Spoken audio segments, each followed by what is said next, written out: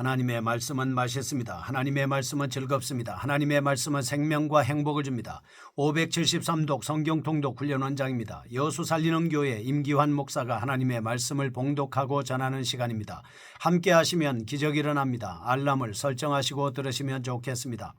본 방송은 유튜브에서 성경 통독 임기환 검색하시고 구독하시면 계속되는 하나님의 말씀 업데이트를 통해서 은혜 받으실 수 있습니다. 오늘은 시편 101편을 봉독하고 말씀을 전하겠습니다. 시편 101편 다윗의 시. 내가 인자와 정의를 노래하겠나이다. 여호와여, 내가 주께 찬양하리이다. 내가 완전한 길을 주목하오리니 주께서 어느 때나 내게 임하시겠나이까. 내가 완전한 마음으로 내 집안에서 행하리이다. 나는 비천한 것을 내 눈앞에 두지 아니할 것이요 배교한 자들의 행위를 내가 미워하오리니 나는 그 어느 것도 붙들지 아니하리이다. 사악한 마음이 내게서 떠날 것이니 악한 일을 내가 알지 아니하리로다. 자기의 이웃을 은근히 헐뜯는 자를 내가 멸할 것이요 눈이 높고 마음이 교만한 자를 내가 용납하지 아니하리로다. 내 눈이 이 땅에 충성된 자를 살펴 나와 함께 살게 하리니 완전한 길에 행하는 자가 나를 따르리로다.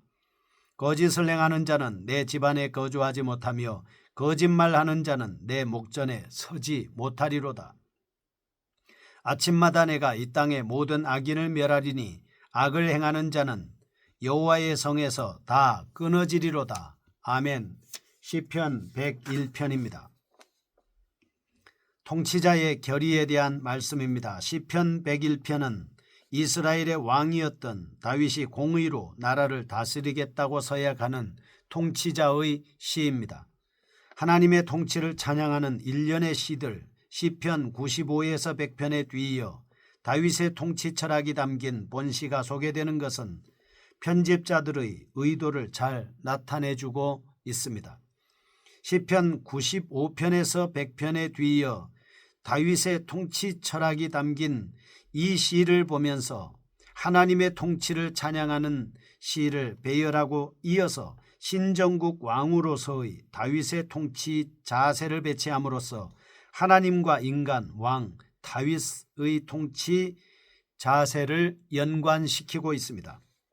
이러한 이유 때문에 대부분의 학자들은 본시를 군왕시의 범주에 예속시키고 있습니다.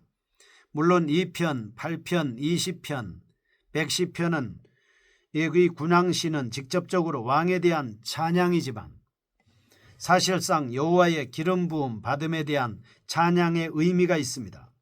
결국 메시아를 예시하는 예언적 성격을 지니게 되는 것입니다. 또한 본시는 통치자들의 태도를 잘 알려주는 지혜시라고도 볼 수 있겠습니다. 다윗은 자비와 공의를 통해서 성실하게 왕으로서의 직무를 수행하겠다고 밝히고 있습니다. 따라서 본시는 왕의 경건한 자세와 서약을 보여주는 동시에 장차 이스라엘을 영원히 다스릴 메시아의 모습을 예표적으로 나타내는 이중적 역할을 하고 있다라고 하는 것을 알 수 있습니다. 반면 어떤 학자들은 본시를 군왕시라기보다도 개인적 탄식시의 범주에 포함시키고자 하는 사람들도 있습니다. 이들은 2절에 언제나 내게 임하시겠나이까 라고 하는 의문 형식이 주로 탄식과 비통의 의미를 표현하는 것이라고 주장하고 있습니다. 하지만 히브리시에서 자주 표현되는 이러한 의문 형식은 부정적 한탄의 의미라기보다는 오히려 급히 성취되기를 소원하는 시인의 간절함을 의미한다 볼 수 있겠습니다. 따라서 후자의 주장은 받아들여질 수 없습니다. 한편 본시의 기록 배경에 대해서도 학자들마다 논쟁이 이어지고 있습니다.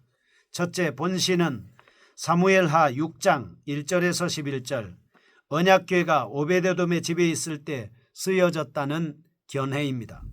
사무엘하 6장 6절과 7절 다윗은 블레셋과의 전투에서 승리한 후 아비나답의 집으로부터 언약궤를 옮기려 했었습니다. 그러나 우사의 죽음으로 인해서 다윗은 언약궤를 옮기지 못했습니다. 그때 사무엘하 6장 9절 그는 여호와의 궤가 거룩하지 못한 자에게 올 수 없음을 깨닫게 됐습니다. 다윗은 맹세의 형식을 통해 자신의 왕적 행동이 깨끗하고 공의에 입각한 행동이 될 것임을 결심하며 본시를 쓰게 되었다라고 하는 주장이 있습니다. 둘째, 본시는 법궤가 옮겨진 이후에 진행된 다윗의 통치 초기에 쓰여졌다라고 하는 견해도 있습니다. 당시 다윗은 이스라엘의 왕입니다. 새로운 정부 조직을 갖추어야 했습니다. 특히 요직의 관리들은 충성되고 거룩한 성품의 소유자여야만 됐습니다. 결국 다윗은 이러한 상황에서 하나님의 통치 속성을 상기하며 먼저 자신의 거룩함을 맹세하고 이어서 자신과 함께하는 관리들 역시 2절, 3절, 6절, 7절 흠없는 자들로 뽑은 것을 결심하게 되었던 것입니다. 위에서 살펴본 두 가지 견해 중에 일반적으로 받아들여지는 주장은 두 번째 입장입니다. 본시는 다윗의 통치 철학을 소상하게 밝혀주고 있습니다. 하나님의 인자와 긍휼을 구하며 하나님 앞에서 완전하게 행하려고 노력하는 모습이 부각되어 있습니다. 사실 가나안에 정착한 이스라엘은 처음에 무정부적 상태가 지속된 사사시대가 있었습니다. 혼란이 극심했습니다. 점차 하나님의 택하신 왕이 이스라엘을 다스려야 한다는 왕정사상으로 발전되어 가게 됐습니다. 결국 왕은 하나님의 대리 통치자로서 항상 하나님의 기준과 원칙을 그의 통치 전반에 적용해야만 했습니다. 이러한 의미에서 본시에 나타난 다윗의 결의와 마음 자세는 신정국가에서의 이상적인 왕의 모습을 그대로 반영하는 것이다 라고 할 수 있겠습니다. 본시는 내용 전개에 따라서 세부적으로 분류하면 1절에서 4절 다윗의 개인적인 행동의 기준입니다. 5절에서 8절 그리고 왕이 신실하고 충성된 자와 함께 할 것을 다짐하고 있는 부분입니다. 이러한 내용으로 볼 때 결국 본시는 진실하고 경건한 마음으로 하나님의 도우심을 간구하고 아울러 거룩하고 공의롭게 살 것을 다짐하는 다윗의 신앙심을 생생하게 보여주고 있습니다. 이러한 외적 상황에 기초하여 본문 자체를 좀 더 세밀하게 살펴보면 다음과 같은 특징을 발견할 수 있습니다. 첫째, 본시에 나타난 다윗의 충성심은 1절 내가 인자와 정의를 노래하겠나이다. 여호와여 내가 주께 찬양하리이다. 아멘. 인자와 공의에 근거한 것이 그의 통치 철학이었습니다. 시인은 자신의 결심을 고백하는 초도에서 하나님의 인자와 공의를 먼저 찬양하고 있습니다. 이것은 하나님과 언약관계에 있는 모든 백성들의 행위의 근거가 되는 것입니다. 다윗 또한 이러한 하나님의 속성에 근거해서 왕으로서의 직분을 수행하려는 생각임을 보여주고 있습니다. 사실 하나님의 인자하시고 공의로우신 분이라는 이 사상은 출애굽 이후 이스라엘 백성에게 주었던 율법의 조항들 속에 깊이 뿌리를 내리고 있습니다. 예를 들면 가난한 자들과의 이자 거래는 금지합니다. 그들의 옷을 전당 잡았을 경우에는 해지기 전에 돌려보내야 한다라고 하는 것은 하나님의 자비하신 분이심을 보여주고 있습니다. 출애굽기 23장 3절과 6절 가난한 자의 송사라고 할지라도 편백되이 두호하거나 불공평한 입장을 취하지 말라고 명령하고 있습니다.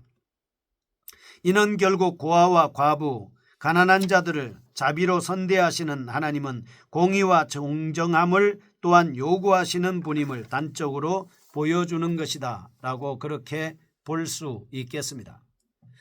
그러한 이유 때문에 선지자들은 이스라엘 백성을 향하여 하나님과의 언약에 입각한 인자와 공의의 실천을 촉구했던 것입니다.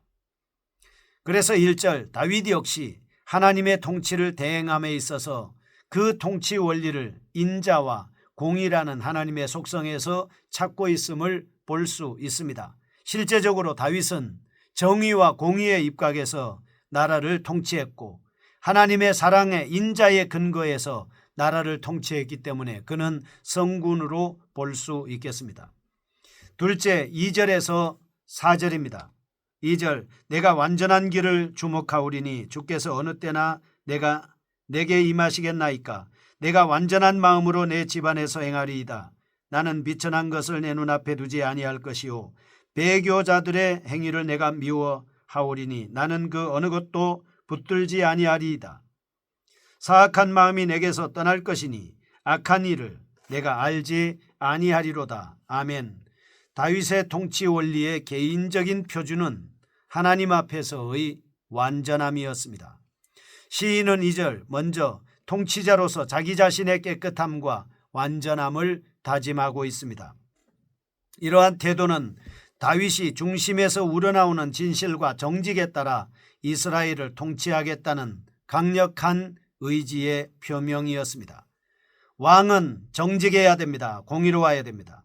대통령이 될 사람은 정직해야 되고 공의로워야 되고 깨끗해야 되고 완전해야 되고 자기 자신을 철저하게 관리해야 되는 것입니다.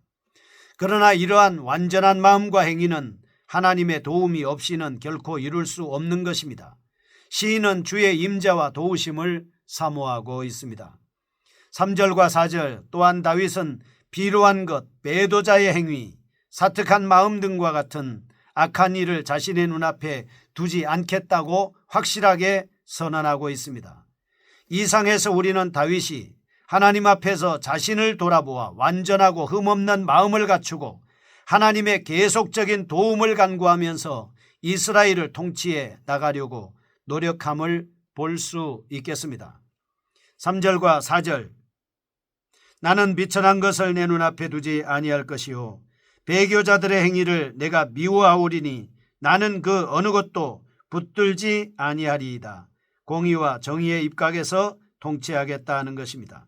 사악한 마음이 내게서 떠날 것이니 악한 일을 내가 알지 아니하리로다. 왕으로서 정직하게 공도를 따라서 통치하겠다 하는 것입니다. 셋째, 5절에서 7절입니다. 다윗의 신하들에 대한 인사원칙 또한 충성과 완전함이었습니다. 시인은 5절과 7절 교만한 자와 거짓을 행하는 자들을 멀리했습니다. 6절 오직 충성된 자와 완전한 길에 행하는 자들을 관직에 참여시키겠다고 다짐하고 있습니다. 이는 일개 국가의 왕으로서 참신한 내각을 구성하겠다는 결의를 뛰어넘어 하나님의 언약 공동체의 왕으로서 하나님을 대신해 그 나라를 다스리겠다는 다윗의 신앙을 보여주고 있습니다. 현재 뽑힐 대통령도 역시 주변에 충성된 자와 완전한 자, 온전한 자, 깨끗한 자, 그리고 정직한 자, 과거가 하나님 앞에서 온전한 자들을 뽑아서 인사 원칙의 기준으로 삼아서 국가를 통치해야 할 것입니다. 교만과 거짓 등의 악, 하나님의 언약 공동체인 이스라엘을 파괴하고 약하게 하는 것들입니다. 8절, 그렇기 때문에 시인은 결론적 선언에서 악인과 죄인을 여호와의 성에서 멸하겠다고 선언하고 있습니다. 결국 다윗이 언약 공동체를 강하게 보존하려는 열심은 죄와 사망의 모든 악한 세력을 타파하고 그 나라를 깨끗하게 하신 예수 그리스도의 숭고한 열의를 예표하고 있는 것입니다. 교훈입니다. 첫째, 하나님의 언약 공동체인 교회와 성도들은 그리고 이 나라 이 민족은 모든 행위의 기준을 하나님의 속성인 공의와 사랑에 두어야 한다 하는 것입니다. 둘째, 통치자나 대표자의 위치에 있는 자들은 먼저 주의 깊게 자기 자신을 돌아보아 하나님 앞에서 비난받을 일이 없는지 살펴봐야 합니다.